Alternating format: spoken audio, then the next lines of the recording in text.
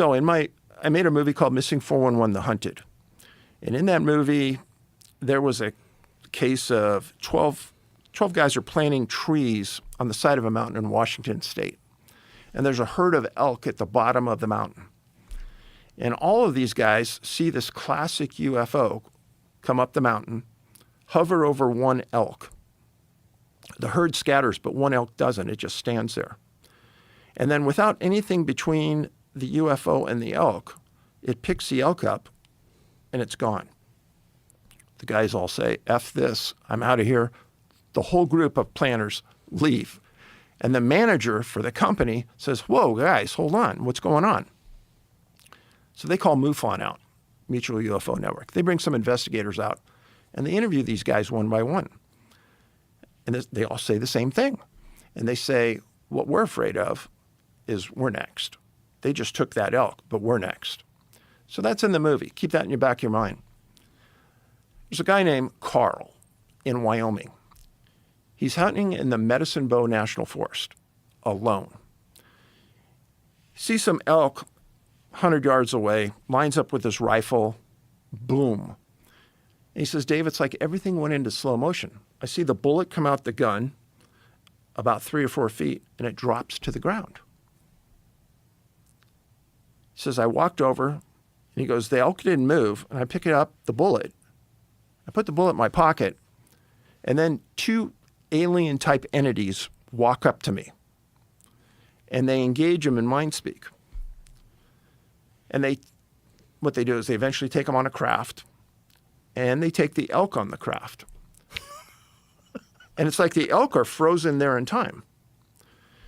And they have him march behind a screen. And they said, we don't want you. You're going back, mind of mine. And he goes, what's going on? He goes, you're going back. He says, the next thing I remember is falling 10 to 15 feet, he's guessing. He hits his shoulder, probably displaces it, and he rolls down a hill. They're already searching for him because he's missing, his wife, the sheriff. And they take him back, and they take him to a hospital, and they're taking x-rays, and he had tuberculosis scars as a kid. Those are no longer there. And he had other medical issues that are completely cured. The investigators came out, and the Wyoming Department of Law Enforcement looked at that bullet and did an exam on it. And they could not figure out what that bullet hit to make it deform in the manner that it did. I have pictures of it in the movie. It's very odd. See if you can find are the pictures online? I'm looking. Of course you are. If you go to Tubi, T-U-B-I, Missing 411: The Hunted, the movie's there for free. You guys could watch it. Also, check out Gearheads Gone Wild. It's my friend's show. Okay, so no tuberculosis scars, the bullet. So I'm talking to Carl, and I said, well, why do you think they sent you back? He says, well, I think it's because I had a vasectomy. I said, oh, did they say anything to you about that? No. Okay. So he was 91 years old when I interviewed him, sharp as a tack. How old was he when this encounter happened? I think he was 38, 39. And again, this happened in the Medicine Bow National Forest.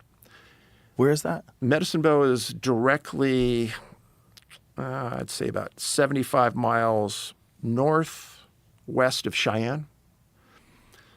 So at about the same time, the Air Force Base in Cheyenne is having a group of cluster UFO sightings above the ICBM sites. And that was never made public at this time. It was 30, 40, 50 years later through Robert Hastings and other Air Force personnel came out that these documents started to show up. So Carl would have never known what was happening at the same time these things in Cheyenne were happening. And then you think about what's going on in Wyoming that would cause this. But really the epiphany to me with Carl is there's a lot of people in the woods that are found, quote unquote, they fell. They always fall alone. And they always fall in places where if you and I are in the woods, we're going to be pretty careful when we're alone. We're not going to be walking off a cliff. We're going to be careful. A lot of these people are found under very unusual circumstances, dead at the bottom of an area that you just don't think makes sense. And they couldn't be tracked. So with Carl, when you think about him being taken, a hunter, hunting elk, nobody gets seen, nothing's heard. So I did a circumference around the area where he went, and it's in the movie. There's a group of German hunters. Carl was German hunters that have disappeared. Nobody else but German that have disappeared in that area. And then when you look at the scope of what I've done in my work, I went backwards and I found there's a lot of German people that have been abducted, more than the normal population of people. And these German hunters really were the opening valve to me that something odd was happening with German. What do you think that is? Why German? I really wish I knew. That's probably outside my pay grade. I don't know. I mean, there's a lot of rumors about the Germans having associations with aliens. Oh, during the Nazi times? Yeah. Right. Well, there's a lot of like weird occult stuff going on with the Nazis, right? And they were making like what looked like a UFO. They were constructing these things that looked like flying saucers. Right. Yeah. You know the Travis Walton case? Oh, very well. Yeah. I have his bobblehead. He came in here. That's another guy that went missing in the woods, and it's a similar story. He was taken aboard some sort of a craft, multiple witnesses, including people who hated him. One guy who he actually got in a fist fight with earlier that day. And they all told the same story. They all passed polygraph tests. He shows up days later with this crazy story that he had been hit by a beam of light. They took him aboard this craft, fixed whatever happened to him, and communicated with him, and then dropped him back off. I know Travis well. In fact, I was doing a conference in Phoenix, and he brought his son to the conference because his son wanted to meet me because a lot of my work focused around things that happened to Travis. And I think Travis's case is probably not unique, and there's probably thousands of people out there that just don't want to talk about it. They just want it to go away. Because it's too weird, and because you feel like a fool. Yeah, that, and I think maybe they're afraid that they're going to get pigeonholed as what you just said, odd, strange. Yeah. You're a crazy person. Yeah. Yeah. Yeah, the Travis case is very interesting. Do you have you been paying attention to this news about these UFO researchers and scientists that have gone missing? Yeah. What do you think of that? Don't top doctors go missing. Don't top physicists go missing. Don't fucking astronauts. All these fucking people who are in facts. Power positions, not even just position of high intelligence, knowledge. Yeah. They go bye-bye. The best heart surgeons on earth, 7 of them were on the same fucking plane that went down. What do you know? Yeah. The best, whatever. They just found the cure for cancer. These 10 doctors, they're on a PJ to fucking who the hell knows where, and they go down. Jesse wrote a good write-up about them all that I think explains the angle we would prefer to hear about, like conspiracies and UFOs and stuff. So he thinks it's a conspiracy? I don't know. He's laying out the that, possibility of it being a conspiracy. Correct, and at least from that angle. It's just crazy that all these top doctors and top things and physicists and just like these people just disappear. One of them was a general who's also... He's the... Generals know shit. He's the key because he was in charge of, I think, the UFO program. Right. If there is one. If there is one. But if you didn't he just leave the house with just a gun? I don't. Yeah, it's on the screen what he left with. He took a red backpack, his wallet, and a .38 caliber revolver. Left behind his phone. He left behind his phone. And his wife reported him missing within 3 hours. Despite FBI involvement, Air Force Office of Special Investigations search dogs, drones, helicopters, horseback teams, FLIR sweeps, and 700 canvas households. No confirmed sightings of McCaslin has ever surfaced. Surveillance cameras covered both ends of his street.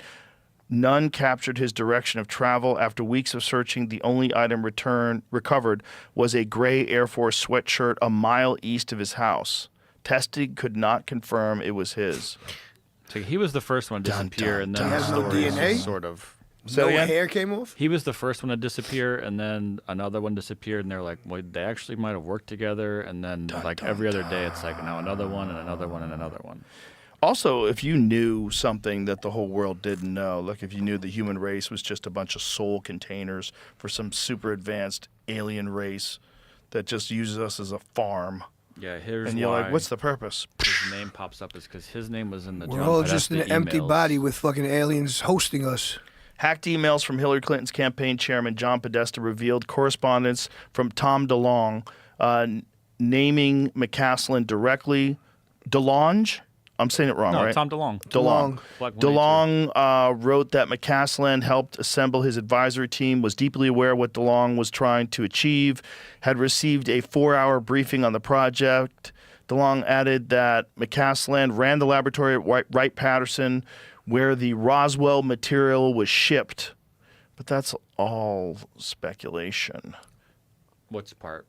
The Roswell material. They keep talking Well, about but- Roswell and but this he and that. did There's run so the, much. Why Air are they? Force Why? lab. Why is it always Right like Hold on, you can't focused talk on at that the same shit? time. We don't have Sorry, headphones bro. on. Say it again. He did run, it was in charge of the Air Force lab at Wright-Pat. That's why it's linked to the Roswell material. That could be the Roswell Right. material could be the part you put in parentheses, but he did run that lab. It's which all very would be- interesting because that is the lore was that that's where the wreckage was shipped. But And then that the one we were talking about yesterday, Monica Reza, I looked her up. She is known for being on a patent of some super metal alloy. I was looking that up yesterday. That doesn't mean anything specifically, but this is the lady that vanished. right. She was the lady that was hiking. Her friend turned around, saw her, kept hiking, said something to her, kept hiking, turned around a little while later, and she was gone. Yeah, she No one ever found her. co-invented an alloy called Mondaloy, which is used in rocket engines currently. Dun, dun, dun. Come on. And maybe working on some new shit. Huh? Uh-huh. Maybe. I mean, those people who got those patents to all those metal, like the fucking guy who got the patent to the clip that turns the gun into an automatic, or the that's that shit. Right. Those little components turn bigger things into like super situations. Well, this is like a crazy alloy for spaceship. I had a bit about it in my act, and I was like, whew. We had a guy on that was talking about back engineering UFO technology and that they had this idea of using it to what they would call an instantaneous delivery system of a nuclear bomb. Because the way these things supposedly can travel, now, I'm a moron, so I don't understand anything about gravity. But what they were explaining is that if these crafts work in a way that has no normal kind of propulsion, we think of propulsion as like a jet. The fire goes out the back and the jet goes forward really fast because of that, right? What they're saying is these beings from wherever the fuck they are, when these people that have back engineered their crafts, the way they move is not by propulsion, it's by bending space and time. It's by doing something to the gravity around it or the actual space of the universe around it where it can go to another place like instantaneously. So it's not like it flies, it's like it just fucking zips over to another part of the universe. And they can do it like that Tic Tac one that they got on radar, they got it on the visuals, like 2 different fighter pilots saw it and talked about it. They have video of it. This fucking thing went from more than 50,000 feet above sea level to sea level in 1 second, less than a second. So it's like beep, beep, beep, radar. It went from 50,000 feet to that. So if you could do that with a bomb, you could essentially instantaneously detonate Moscow. Wow. If that's a real technology. So this is probably why these assholes are hiding all this UFO information. Yeah. It's because these assholes had probably were using they were like, yeah, we could travel anywhere in the universe, or we could blow up China without them even knowing it's happening. Yeah. We could assure that we'll win a nuclear war. Yeah. Anybody who would have that technology, the ability to put something somewhere instantly, and you put a bomb in it, that's crazy. Yeah. So that might be what all this UFO bullshit is about. Yeah, I mean, who knows? Who knows what's going on? I mean, like obviously, there's something going on, right? I think that where there's smoke, there's fire, and there's Have too you much seen talk. these stories about all these scientists that are getting whacked? No. Yeah, there's scientists that have gotten whacked and or missing, and a couple of generals as well. That's all connected somehow or another to UFO technology and anti-gravity technology and nuclear scientists. And there's a bunch of stories that I've read about this, and some of them are like, this is like purely exaggerated, and a lot of people are, it's just they're taking that this guy committed suicide and he worked on that, and this guy went missing and he worked on that, but it's just coincidence. Right. And then there's other people that go, no, there's too many people. So now the White House has commented on it. So they're doing an investigation on this, which makes me think, hopefully, somebody who's really fucking smart has looked at this information and said there's something there. Like what these people were working on was very extraordinary and could disrupt a market, or could be something that could be used in a weapon that would destroy another country. And so the other country sabotages it by killing scientists. That's shit that we would do. Think how little we know. Like the amount of like you and I. Yeah. Just human, just like Americans, just the general population. Like the amount of, there's probably the craziest technology ever that the government has their hands on right now. It's like we use AI tools, and it's like I can imagine the AI that the government currently has, right? Yeah. And that's why that'll never disappear. It's because all of the governments are just sort of at a race to see who can implement the strongest AI. So I can't even imagine how crazy it is. There was one lady that was that went missing, and there's a weird video of her because it seems like she's drunk, and she's like talking about like how, you know, this technology, that it's real, but every time that anybody gets close to it, people stop it. And this lady has gone missing as well. So it seems like she might have had a couple of drinks or something, and then started ranting about this in some weird video call. Yeah. But listen, if I had that information and I thought that people were trying to kill me because I knew about anti-gravity technology, and I literally thought like I'm in a Russell Crowe movie and someone's trying to fucking whack me, I'd probably get drunk too. Yeah. Like, what are you going to do? But she went missing, though. I was talking to two nuclear scientists after my show. Just these two, like, there was a couple. They were like straight up nuclear scientists. It was Tacoma or Spokane, whatever. It's near that. Like, there's a huge, like, it's like a nuclear town. Like, everyone works in like nuclear science in this entire town. Jesus. And he was like, they were just like so into telling me about like not too much, not too in depth, but he was like, you know, I work like 100 feet below the ground. It was like super top secret. And he was like, I started asking him questions. He was like, oh, I can't answer that. He was like, they've definitely tapped our phones. Are you out of your mind? Do you think they're like not just listening to what we're saying to people? And it was just like, fucking goddamn, dude. But I think they're listening to everything everybody's saying all the time. they can't it's all getting organize stored. it yet. Yeah. Yeah, I think it just gets stored. I don't think it's like someone's listening where they can just know like they have a person with a fucking earphone on listening to everything you say. Oh, Rob, write it down. He said this. I think probably high government officials, they probably do. Probably, but now with AI, all they would have to do is record everybody's phone all the time and then use AI to search all the transcripts and then find an audio recording of you saying this or you saying that. We're probably 3 years away from them being able to get everything we've ever done on the internet. Bob Lazar. And it was just like, it was almost like he didn't want to share it in a lot of ways. Yeah. And imagine people think you're a kook for 40 years. yeah. For 40 years, people have been thinking you're out of your fucking mind, you're a liar, you make things up. And then over time, all of a sudden footage starts emerging in like 2017 of these crafts doing exactly what you described, moving in a way that's exactly like what you were saying. And then there starts getting these whistleblowers, these David Grushes and Lou Elizondo say, we have a crash retrieval program. We've had it for a long time. The problem is these defense contractors have access to this stuff. They lied to Congress. There's misappropriation of funds. There's a lot attached to this, and that's why they're not releasing it. Yeah. Which is nuts, if that's true. Yeah. That's why I always say when people ask me, they're like, I would just be like, I believe he believes it. Yeah. I can't say what it is. Obviously, I'm not there. I don't know anything. But, like, I don't think he was a, what are they called? Like a charlatan or whatever that word is. Like, I don't think he's making this up for attention. Right. No, I believe don't think so either. he believes what he saw. And, something happened. He saw something, and he was a legitimate propulsions expert, and he really did work for Los Alamos Labs, which is doing all sorts of wild shit. And then he really did work for Area S4. Like somehow or another, he was shipped over there to Area 51, Site 4. It's just computing power that gives you access to another world. And he mentioned things that were absolutely impossible to know. And Like what? One of the things that got, two things really convinced me. One of them was in the interior of the craft. You had said to us it was very dark in there.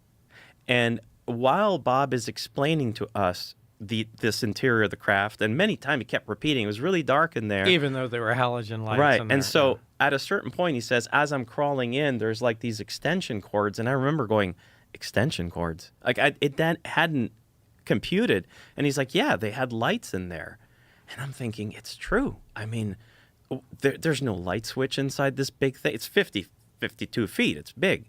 And so he said, yeah, there were two big industrial yellow industrial lights with 4 spots each pointed up.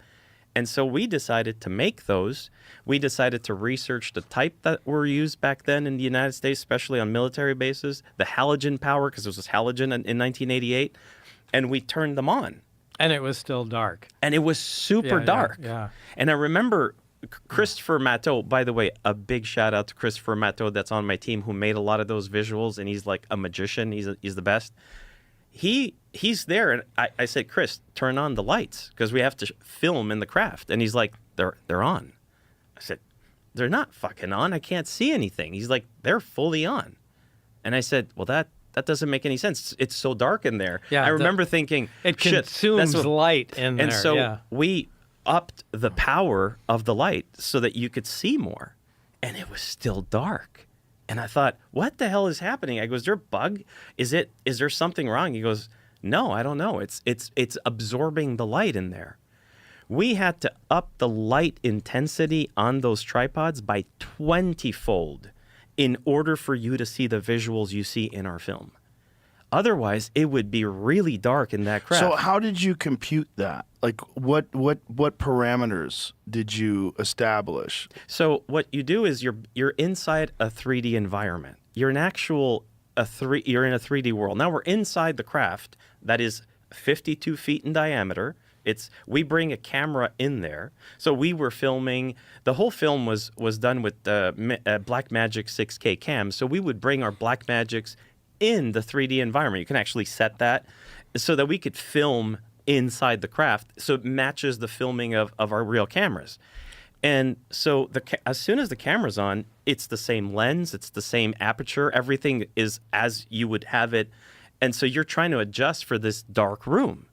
But if the room is really dark, you can't really get a good look at it, because if you go close enough, you would have seen like a seat and a little bit of the reactor, but you would have been like, what's the black screen I'm looking at? So what is the explanation for why it's so dark? It's just the way the light reflects. In there. And that is exactly, it's when you're in that space, exactly. Right, but here's the question, like what are you, when you're making this in a computer model, right, what are you putting in that would make it absorb light that way? I didn't do that. So what we did is we spent over a year with Bob. I'm not kidding. It was like a year of trying to figure out the material of the craft, the actual skin of the craft. That was the hardest thing to do. The specularity and the reflectivity of the actual material, you see this, and the angle. Yeah. And then when the lights are in there, they just reflect at a weird angle, and it never gets bright in there unless you have tremendous amounts of light in there. It's always dark. And sorry to interrupt, but that would have been, so when that happened, and we have the right material, which is like this, let's call it unpolished stainless steel. It's got a little bit of usage to it just to give it some texture. It's got the same sheen, reflection, refractions of a real material like that, because every time we put a fake light in there, okay, it's reacting like that. And now you turn these big halogen lights on, and it's like the part of where the halogen is hitting the ceiling of the craft, because they were turned upwards. Remember, Bob said they were not pointed like this. They were pointed to the ceiling of the craft. So you got two of them. it's like wherever the light was going was getting eaten up by that portion of the material. So it's not reflecting all the way. So you have a 52-foot distance, and it's being lost in a maybe 7-8 foot diameter environment area where the light is. Yeah, it's and we're like, unusual. why is that happening? But that's how it does. That's the reality. He could not have known that. If he's trying to make that up, anybody who's inventing a story says there's 2 industrial light with 4 bright halogen spots in there, a liar would not say it was really dark in there. You don't know that. You have to build it. Right. So to me, that was a physicality of being inside the craft that made me go, Lazar could not have known that if he was making that up. You wouldn't know it until you experimented. Exactly. Right. So I'm like, unless Bob back then decided to go in his garage, build himself a fake dome, which I don't think you did, I'm like, how would he have known that? We didn't expect that. We were struggling with, why is it so dark in there? And you he- make films, so you're used to using lighting. And Exactly. cameras. And Chris was like, dude, this thing is just eating up the light. And I'm like, Bob kept saying it's so dark in there. And it just how is that possible? What were the other things? The other one, I laugh about this with Bob all the time. It's about the flag on the craft, that you could have seen it. I don't remember. So when he walked into the hangar the very first time, he saw the very first time The backwards flag. he yeah. saw the craft, and he saw the reversed American flag sticker on the craft. Wonder why it was reversed. I'll get to that in a sec. I think I know, but whatever. I'll say what I think. And there's a lot of stuff. I researched a lot of stuff on Bob Lazar before I did this, and there's a lot of bad information out there. So I really tell people, if you really want to see what he saw, don't go read what's out there. Check this out, because Bob actually vetted everything. So it's not the wrong information to read. But anyway, there's a lot of detractors saying there's no way Lazar could have seen that flag. If the craft was that size and it was on the hull, on the craft shell, there's no way, the angle, he's 5-something, he wouldn't have been able to see it. So we built it. We built a 52-foot diameter craft. We put it in the hangar. It's there. And my team, Chris, gives me the goggles, the ones I made you try on. And it is the very first time I go in there. And I know the craft is there. So I put them on. And now they're hoping, because they're there with notes, they're hoping I'm giving them all the notes. Oh, no, that's not good. That's not good. And the first thing I did is I looked to my right. I'm looking at the craft. And I asked Chris to put me at 5'10", which is your height. So I said at 5'10", I'm Bob's height with the goggles. I want to see. And the first thing I said is, there it is. And they're like, there what is? I said, the flag. And they thought I was pointing at a flag on a wall. And they're like, there's no flag in the hangar. I said, no, on the craft. And they're like, yeah? I said, you can clearly see it. It was clear. That was something that also made me go, yeah, this is it. This is the real size. So had Bob Lazar not actually seen that, the majority of the detractors out there kept saying there's no way at that angle a human eye could see a sticker on the top of the craft, which is on the top shell. But you can. It's as clear as day. Yeah. So those were 2 things that I considered to be like, it's there. So I know to maybe some people that's not a lot, but as a person like I am, who's very technical, I'm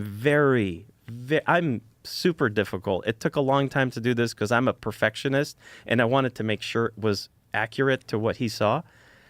I look at stuff like that because I analyze everything like that. And I analyzed his story inside out. And if you couldn't see the flag from that position, I would have been. It would be a red flag. That would have been a red flag for me. I would have been like, wait, you can't see it, but you can. So you can't put enough of a value on little details like that, because he didn't say this in 2026. He said this in 1989. Right.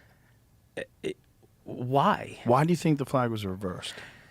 In American flag use law, the only thing we were able to ascertain is the fact that on military or on vehicles, anything military on a uniform, if ever you see an American flag on your right shoulder, it's reversed because it's how the wind is blowing the flag. On your left side, it's like the flag is because the wind is blowing this way. If you look at vehicles, let's say a Greyhound bus, they have American flags on each side, and they have a normal one on the left side, and a reversed on the right side because it's the right side of the vehicle. So it's blowing Because the the wind is flag back. blowing the flag that Okay, way. yeah. So the reversed American flag is a actual. It's the law of how to use the flag in the United States military or on vehicles, and it has to be like that on the right side. So, to say, is that the right side of the craft? Yeah, it must It be. must be It because must be. if you go into the craft, the seats when you go into the craft, I can't wait for you to go in the craft.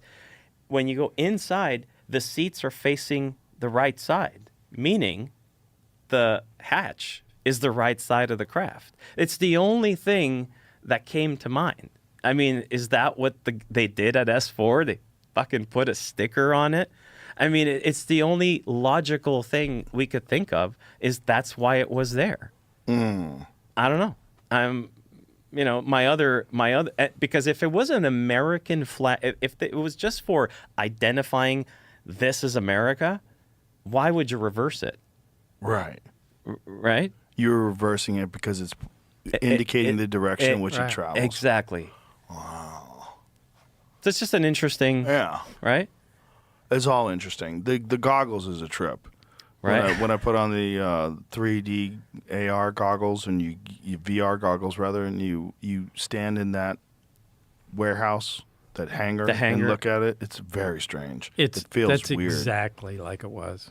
It feels very weird. It feels very weird because I'm only imagining what it's like to actually be you in 1988 and be standing there. When you put the goggles on, that's exactly how it was. What did Dennis say when you first saw it? Where he was like, huh? Like, come on. Dennis was hardcore. Yeah. He was here. Look at that. Come back in here. I mean, there was no reaction. Barry, on the other hand, was out of his mind. He couldn't wait to show me stuff, and he said, "Check this out! Oh my God, was that awesome!" But Dennis was, it was like a hardcore, military guy. Yeah. How much of a view did you get of the other crafts? Because it's one of the things in the film you only see like hints of them. That was it. That's it. That's it. What you saw in the film is exactly what it was. It was just a passing thing, and as I was walking out there, going, wow, there's more. Everything looks different. And other than the first two hangars, I really couldn't tell what was passed out there. But there were other hangars, and there were things inside them. But it's that's also all interesting that at the time in 1988, this site was not even confirmed. This was like for you to have to know about this and know the exact location of it is kind of strange. Right. Now, Luigi did that. I mean, I gave him the general idea. I said, I know what time I got out there, and I could see Papoose Lake, and behind me, he pulled up a lot of stuff from there. But another interesting thing he pulled up was there was an old silver mine exactly there in the exact same place. And I wonder if they used that as it was already drilled. There was already, corridors in there. I actually held this for this show. What I'm about to say is the first time ever. It didn't make it in my film. I wish it did, but it didn't make it in the film. Veronica on our team, she's my sister. She's like my right hand, and if I didn't have her, I wouldn't be here right now.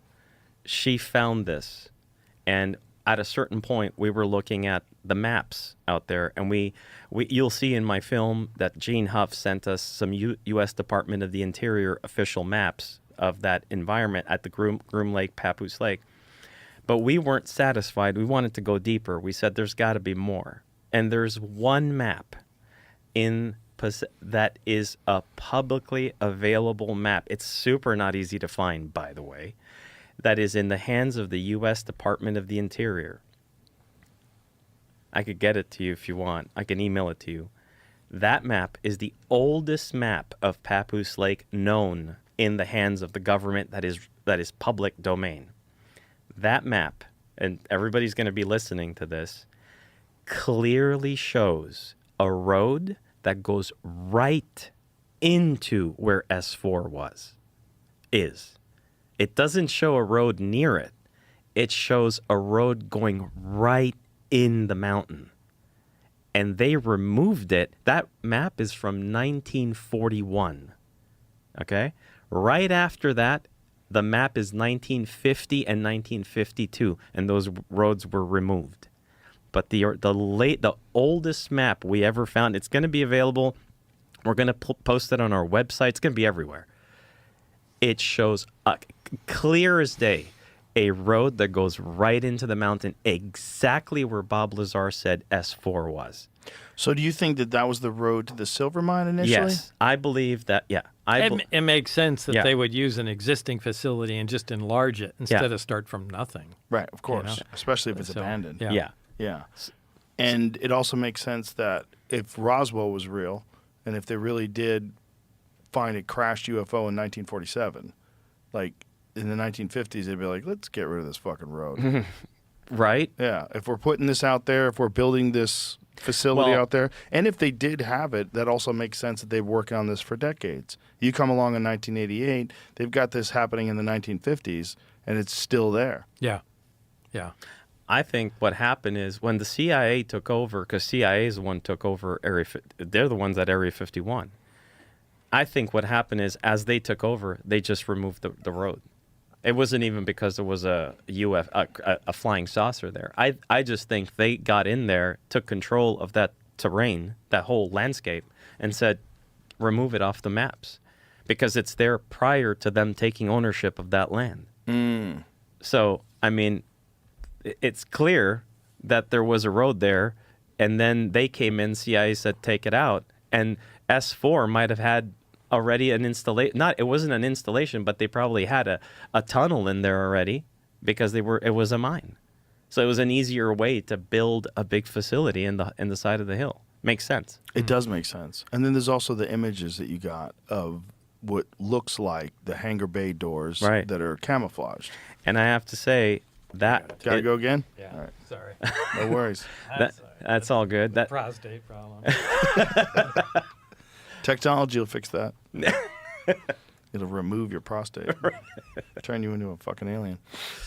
So that image that you got of the, unfortunately, it's kind of blurry, but you do see something that looks very similar to what you'd expect to be camouflaged garage bay doors. I got contacted by a guy called Scott Mitchell, and I was getting contacted by everybody, Joe. Everybody was trying to get in and getting to make me work with them or use something they found. So I was ignoring 99% of people's, like, it's getting tiring. Everybody's like, you got to listen to me. I know stuff about that. And I'm like, whatever. I'm working with Bob Lazar. I have enough right now. But this guy, we had built the base, and I knew exactly where it was. I knew exactly the layout. And this guy, he not only contacted me, but he sent me an image that he had drawn. He didn't want to send me what he had found, but he says, here it is. This is where the doors are, and this is exactly where they point to. And I looked at the image, and I said, not bad. I mean, he really nailed it in the image, and I thought, okay.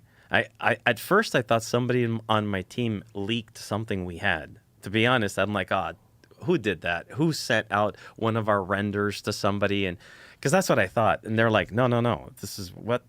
So I talked to this guy, and he's really, really good at researching, and he ended up becoming probably one of the best he's one of the best I've ever seen. His name is Scott Mitchell, and he says there are pictures that were taken in 2020, and ironically, those pictures were taken on December 25th, 2020, which is Christmas Day in the middle of COVID, which means the base might have been shut down.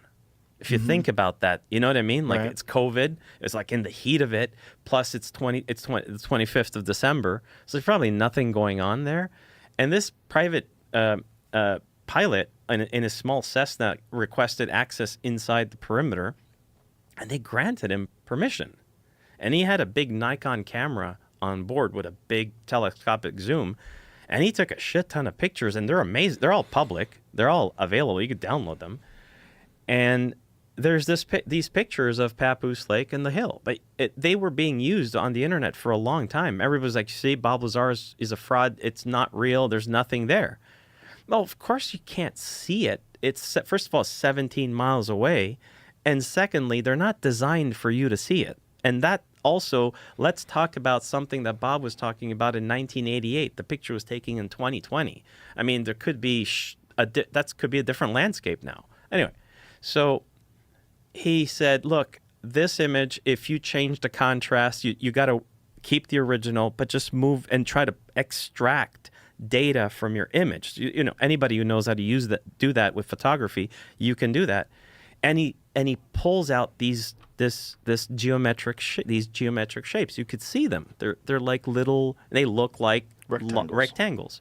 And I thought, what if this is not real? I was super skeptical. I'll be honest with you. I wasn't. We're talking about the picture with the doors on the hangar doors, the one from Scott Mitchell, the one that we have in the film. Oh, right. And so I didn't believe it. I thought, there's no way. I go, there's no way this is real. I don't believe it. So Scott was really cool. He said, look, man, I understand you're a skeptic. I get it. I want you to do me a favor. Go online, search it yourself. I won't even tell you where it is. I'll just tell you who took the pictures. The only thing he gave us is the picture number is 0501. That's what the picture number is. He goes, if you find it, have whoever on your team playing around with it until you see it. That was fair, because I said, okay. Because, I mean, if it's out there, there's two different places it was online. And the one place we got it from was the source of it, okay? Was from the photographer, the guy himself. We take it. I had 3 different people on my team. Everybody's really good at all this stuff on my team. So I said, guys, this is what we need to see. If you guys could pull it up, I'm not going to be as skeptical. Everybody got it almost in the same time. They were playing around, and eventually the easiest software we used to get that detail out was DaVinci Resolve. And with DaVinci, it's a faster process than if you're messing around with Photoshop or whatever. And it came, and I was like, oh my God, it's really there. You could clear. So what I did is I had them scan the rest of the picture because it's pixels, right? So I said, let's also see if it's not some pixelation. Is it maybe just what the photo does? Maybe we just got lucky and it looks like that there. Maybe it's going to show something similar elsewhere, and it doesn't. And then I said, all right, go get me 0502. I want 0500. Because the guy kept snapping pictures, I want you to do the same. Like, we went really military. Like I said, I want to make sure this is real. I'm not going to put our name on this if it's not. And it ended up being other pictures also show it, by the way, because he went click, click, click. So it's like, it's not just that one. That's the clearest one. And so I was, at a certain point, I go to Bob's house and I'm sitting there, and the guy calls me. Scott Mitchell calls me, and he has no idea I'm with Bob Lazar. So I pick up. It's a video call, and he goes, hey, man, what's going on? I said, well, look. I said, look who I'm with. And he just, like, exploded because he was like, oh, my God, you're with Bob. And I said, show him. And so Bob was there, and we showed it. We ended up transferring the call on a Zoom call, and he showed it. And you said, yeah. Like, I remember you going, yeah, that's it. Yeah, that. What did that look like to you when you saw those images? Yeah, that was awesome. Yeah. It was awesome. What was really shocking was the first hangar was bigger. Yeah. Because that was the big hangar. Yeah. Yeah. Yeah, because the first hangar is the big hangar, and there's... There was no, to my knowledge, there hasn't been any correlation of that. And the creatures that are described in Socorro in New Mexico and in Valensole in France, so those are 3 cases that I've been very involved in from the beginning, from day one, involve creatures that are about 3 feet tall, that breathe our air, Hairless? recognize our signals, communicate with us in funny ways, even mentally. I mean, the witnesses describe getting images in their minds and so on, in all three cases. And what's interesting is, people can argue about Trinity all they want, like they argue about Roswell, but the case in Socorro and the case in France, in Valençol, were investigated by governments, not by the local UFO group, although the local UFO group did a good job in all those cases. But they were, in Socorro, it was first the local police, the local policemen saw the craft and the beings and described what happened. He was terrified, but, when the thing took off, he thought it was something to do with some new gadget or some work in the desert. It's an area that's still in the same state today. I've gone back there with Dr. Hynek's son, with Paul Hynek a few months ago. I've gone several times there. And so after the police, turned out the FBI was in town on another case. They had no jurisdiction in New Mexico for that particular case. It wasn't a federal case, but they helped preserve the traces, the FBI way. And the local police was happy to have them there. And then there was the state police came in and did an investigation. And then people from the base, came in with experts in explosives, experts in recovery of weapons and rockets and so on, because they thought it might be something that had come from the Trinity range that was out of its way and had crashed near Socorro, in which case they might have responsibility, including financial responsibility if something was destroyed or whatever. So this was very serious. I have the whole file. Okay, it's a big file. Right. Nobody's looking at it. I mean, the investigation in Washington now, they are saying, we're going to look at the cases of the last 12 months.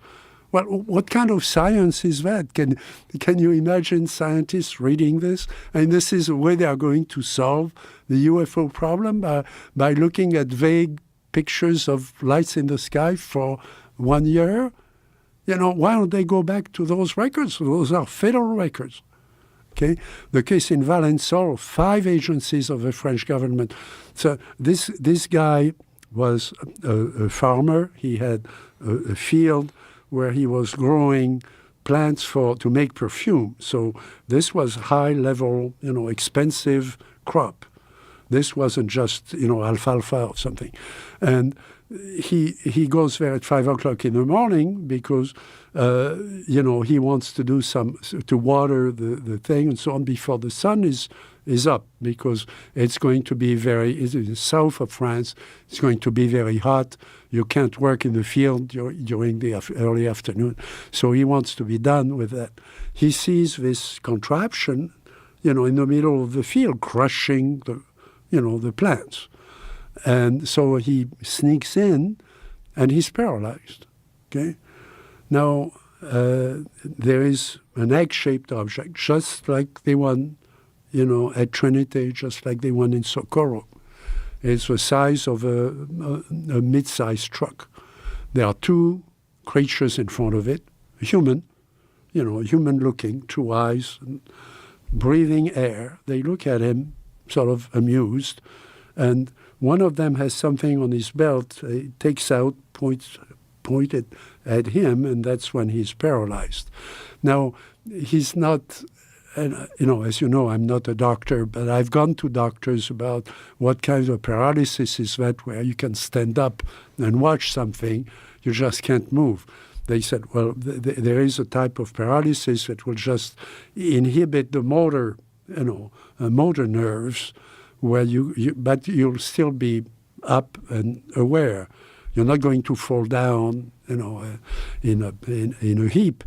And from there, he sees them going back inside the thing. The thing takes off. It takes off like a shot out of a gun, and it vanishes in midair.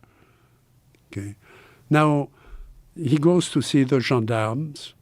This man is fairly wealthy. He owns quite a bit of, several fields, expensive crops. His wife is the mayor of the town. The gendarmes are going to be very careful with him because he's also from the resistance in World War II. When he was young, he joined the resistance, and the resistance in that part of France fought in the Alps against the Germans, and they were regarded as heroes of World War II. And so the gendarmes are very careful with him. There are some things he's not going to tell the gendarmes because he thinks, and I went there, he didn't want to talk to anybody from Paris. He didn't want to be on TV. He wanted to concentrate on his experience because he thought there was going to be something else. And he was aware of some of his buddies. Now, this is a part of France where people talk, but they have secrets too. I mean, historically, there are things like that in the U.S., parts where people are not going to talk to strangers. Right. The only reason I could go there was that I went there with a lady who was from Paris, with the government. She was with de Gaulle's government. She had the rank of ambassador, and she had a vacation home there. So we went there for 3 days, and she knew everybody there. And he told us what he thought might happen again. And he didn't want the gendarmes mixed in with what he was doing. Why did he think that something was going to happen again? They evidently, and he swore us to secrecy about what it was, but evidently there was communication with the beings when he was there. And now, so these beings just tiny, look like people. Did they have different features than us? Or was it just human They are features? just like the ones at Trinity and like the ones at Socorro. So in that book you have actually 2, 2, and 3, you have 7 creatures that are humanoid, that breathe our air, that seem to understand us. The visual, there is visual contact. We can have visual contact with animals. I mean, that doesn't mean they are human or meta-human, but there is messages that come through all of that that the witnesses are reluctant to talk about in all 3 cases. So in Socorro, finally, the Air Force went there. They threw the Air Force out because the Air Force said, well, that's just a gadget, and from the base, and that was stupid. So they finally sent Dr. Hynek there. And Dr. Hynek asked me to organize the files that were coming. I was at Northwestern at the time, working. I had done my PhD already, and I was on the staff of the computing center. And we had a small team trying to help, free, trying to help Hynek keep the files together. So we were, in communication with him the whole time. And then I put the files together, and I have a file. This is the official file. So these people were reluctant to talk about what these creatures were communicating with them. But did they talk about it at all? It was very personal. Very personal. Yeah. There had been a communication that transcended their life. There was something else, something outside.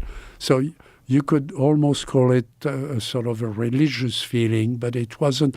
It wasn't about divinity or God specifically, but it was about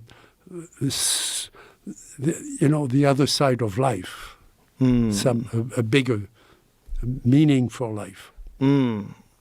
But that's their interpretation. It may not be. There may be other things, that they are trying to communicate. But it was very profound for them. Yes. But And all three cases had similar stories in that regard. And in all three cases, there are traces that were measured. There were, there is technology of sort. And in the case of Socorro, people came up with all kinds of ideas that maybe it was a balloon. A special balloon. Right? There were only 12 of them in the world and so on. Well, in the book, people haven't noticed it, but in the book, I was able to solve that problem because I found a transcript of a conversation with a man who was head of a motor pool at the on the army range at White Sands. And he had given his team some instructions on, how to make sure that the motor pool was working really well because White Sands is so big. When people went home, they could get lost, at White Sands. And then how are you going to find them? I mean, there are tracks, but there is no paved road at the time. How are you going to, find them? So you can launch a helicopter the next day looking for, a lost car somewhere with a family in it. But so he made rules that they had to call periodically to report where they were when they went home, 50 miles away across the desert. So they could find them if there was something wrong with the car. He's driving home with his family. This is after the Socorro thing is done. They are all interrogating Lonnie Zamora, the cop who was driving that thing. And he sees a light over the mountains in the southwest towards Mexico. But it's still, it's still in New Mexico, but it's in that direction. A light that's not a star, it's really bright. And the light gets brighter and brighter, and his car dies. Now, he's head of a motor pool, for the base. Everybody reports to him, and they have all the army cars and the trucks and everything else, the half-tracks. So he looks at that thing. He tries to call his team. The radio doesn't work. The radio should work. The radio doesn't work. And the thing gets very bright, and then it recedes. It goes away the way it apparently came in. We don't know if it came in or if it just got bright. Okay, so the car starts. He goes home, and then the next day he goes to his shop. He gets his staff together. He says, you guys are going to take this car apart. I want to see every screw and every piece of it and every lever and everything and the seats and so on. I want to see all of that on the floor. And you're going to test it, and you're going to tell me what's changed or, if anything, how that car stopped in the middle of the desert. And they couldn't find anything. And that report was an official report, that was never published. And it nails the whole thing, that this was not a balloon. This was not an hallucination. The patrolman wasn't drunk like they accused him of, or making up a story and so on. So this was 33, was the first, documented? That is the earliest one I can talk about, yeah. There's something that predates that? You could infer that. You could infer that. Yeah. So this 33 one you said was in Italy? Yeah, Magenta. So it's I'm bad at geography. I think that's like a Lombardy region. It's like northwest Italy. And what's the story behind it? So basically it looked like it crashed, right? The original shape most likely was like a lenticular disc-like craft, with like two dinner plates. What right? does lenticular mean? So like two dinner plates, smushed together, right? The hump, and there's like a like a bubble on top. Like the if you will. classic flying saucer. like that. Like that. Okay. But it looks like when it hits, the edges broke off, so it became this like bell or acorn shaped thing. And there was nothing in it. It was like just an artifact. There was no biological remnants, if you will. So it's so funny because the Italians were so confused. They actually called up the Germans and they were like, is this one of your Wunderwaffe? Like, what the hell just crashed in northern Italy? Mussolini. And this is all publicly available information because some Italian researchers found all these original documents that some people were sitting on for years in Italy. They put a gag order on the press, etc. And Mussolini asked the Germans to come down. And of course, the Germans came down and they were like, that is not ours, but let's look at it together. So that's kind of perhaps a tertiary reason the kind of Axis powers got together. I'm not saying that's like the reason, but I think the Italians and the Germans were so intrigued with what they found from like an artifact perspective. There was at least some scientific and military collaboration during the war, the details of which I'm not sure of, but I know people that know that specific event that are currently still intel officers within this program in detail. But so was there witnesses to the crash or some sort of an understanding that something had crash landed and then they discovered it? Yeah, I forget the precise discovery. I don't know if it was like local police officers or local farmers found it in the field, something like that. I don't want to misspeak. I assume some of the Italian researchers might have some fact witnesses that can orally say, "Oh yeah, my great grandfather found it" or something like that. But I don't remember. And what was the scale of this vehicle? It was probably like 20 feet by 10 feet, something like that. Not super huge, but kind of big. Do they think that this was a drone? Do they think that this was occupied? There was nothing in it. So if it was piloted, if you will, by some sentience, I mean, your guess is as good as mine. So. So what happened to that vehicle? So we knew where it was being stored at a particular location after the crash, and then the military came in and we grabbed it towards the end of the war, 1944, 1945, because, like I said, Pope Pius XII already kind of let FDR know. Why'd the Pope get involved? Because it's in Italy? Well, interestingly enough, there's like a whole history of human intelligence prior to World War II and old money, the Vatican, the Italian mob, kind of the old country boys did a lot of informal intelligence collection for the U.S. And there's probably some books you can read on it, but it's really interesting.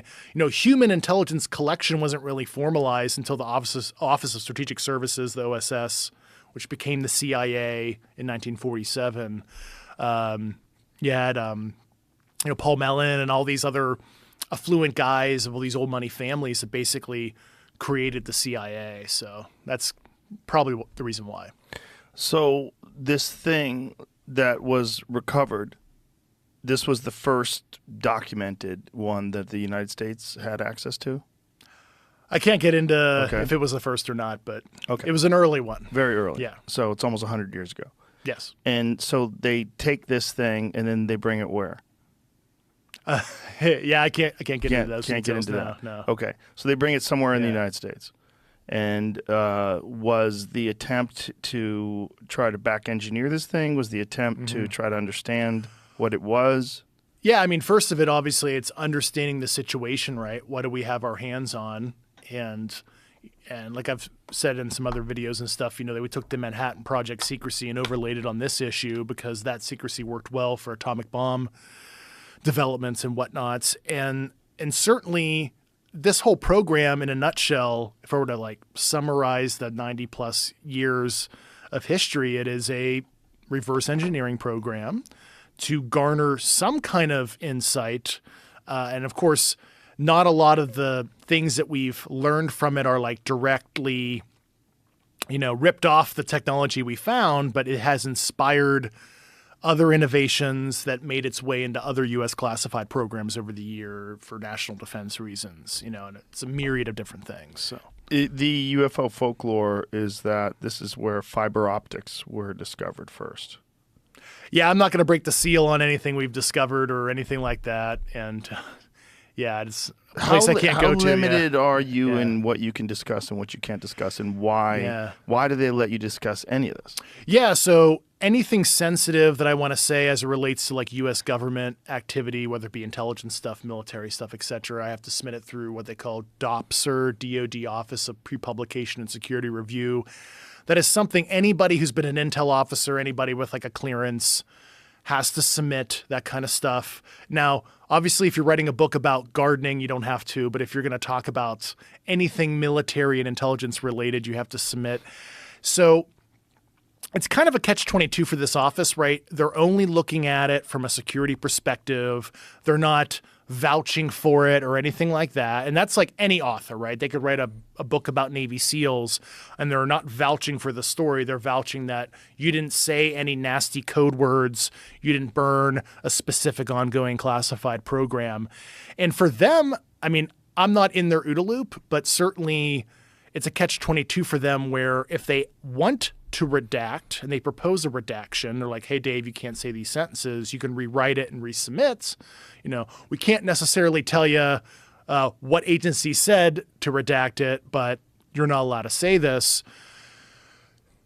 They would be basically self-certifying there's a there. So in my opinion, probably the policy is like, if it has to deal with the subject, we're not saying anything. We're not proposing any redactions. As long as he's not burning a conventional program, we kind of have to allow him to exercise his First Amendment rights. And so I think it's like a catch-22 for that office is kind of the short of the long answer. So